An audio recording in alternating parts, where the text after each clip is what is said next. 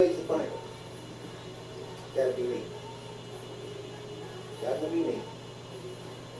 So now I'm sure judges, presidents, CEOs, husbands, broke ass workers that just want to just get involved, everybody. Biggest fear is to come home and see that freaking house burning. I'm sure of it. No one wants to come home to this shit, okay? Okay, listen. I have a lot of work to do on today. A whole lot. I have too much shit to do to worry about your stupid ass games, about making sure that black men do not succeed. I'm going to make this perfectly clear to everybody on this planet. That's going to have to stop, okay? All you corporations out there that is making sure that when black men come to you and ask you for a job, and they have all the qualifications, that you stagnate their progress because of your racist ass biases. I guarantee you, the next black man that you do that to, this is what's going to happen to your business.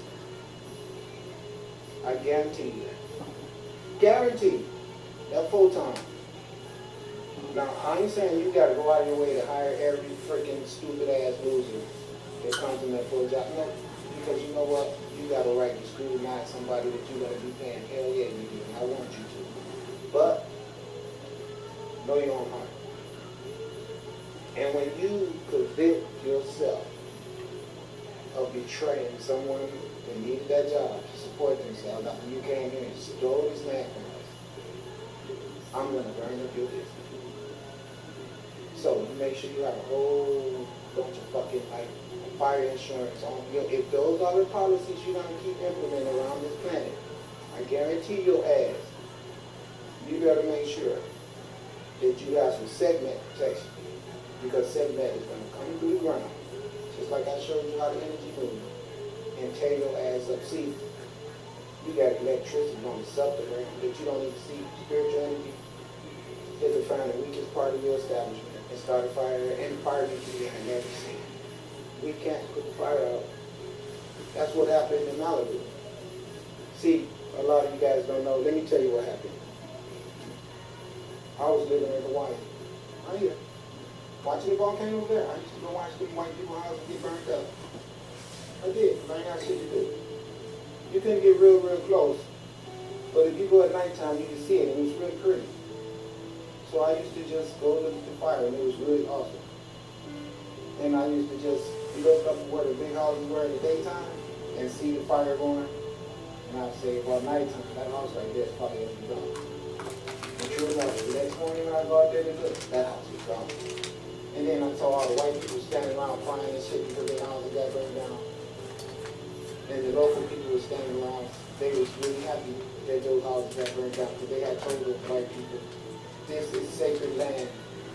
And, you know, it was people that had been buried there and everything. And this is what was up. It's like that you see right here. From all those 5, 6, 7 million dollar homes that those rich white people went out there and did it anyway. Then Hawaiian people told them that they went out there and pushed those Hawaiian people out of the way, told them, shut the fuck up, we're taking over with our guns and our corrupt policies. And that's just what they did. But then the lava came and got their ass. Now this is 2 days later after all that went on. Look how peaceful and calm we live now, because the only thing that volcano wanted to do was burn the damn house. So I just say that to you guys so you can really be aware that this stuff is real. You know? And I'm going to show you fire power on steel. Alright? Back to fires. I got that inclination from the universe to go to LA, and this is Ford, I'm sure. They're going to be melting steel. This is like Ford, I want to see that. Yeah, they're melting steel. And what went down was, I was living in Hawaii, and I kept getting inclinations to go to Los Angeles, like mail coming from LA, people I don't even know. LA business letters popping up in the mail. I'm like, why is Los Angeles sending me so much damn mail? What kind of shit is this? And then I turn on the TV, LA, I change that channel, LA, go to another channel, LA. I'm like, what the hell? Huh? You know, excuse me. But it just got to the point to me, somebody is trying to talk to me. And then it got so bad that when my car flipped over on our mountain side that night, I was like, oh, what the hell? And so, I was just like, this is like, wow. I couldn't even understand it, you know? And I just kept on trying my best to wait on things to get better. You know what I'm saying? Which they did. They never did. I mean, they just kept getting worse. The fires started getting worse and worse. This is it right here. This is what I'm talking about right here. Look. This is what I'm talking about. See, this is what I'm saying. You can see these things in the daytime like that. See? And then when you go and see them, you be saying, by nighttime, that fire gonna be at the house right there. And true enough, you can sit there all day and drink beer and watch it. That's what we always doing. Everybody was doing that. It wasn't like nobody was just anticipating to get a rush. This is the line of rock that I told you guys about when it covered that road up and then went back the other way. That's just how it does it. You see that line of it? Let me show you what I'm talking about. Let me show you so you can see that I'm not crazy. I was telling people about this when we was in the park. See how I went to the road?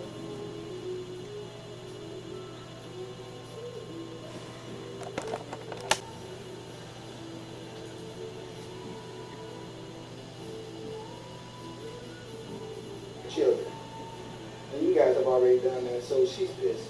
Take my word for it. So it's going to be a lot of fires. And these fires are going to be to burn up all these structures of these stubborn people that have deliberately stolen the commodities of us melanated people from this earth and left us into a state of death. We're slowly dying on the earth. So the earth has decided she's going to fight back in defense of her children. And so the mother segment, our mother, that black lava rock that you see there on the road, is just putting it in your face of who's getting in that ass. Melanin is getting in that ass.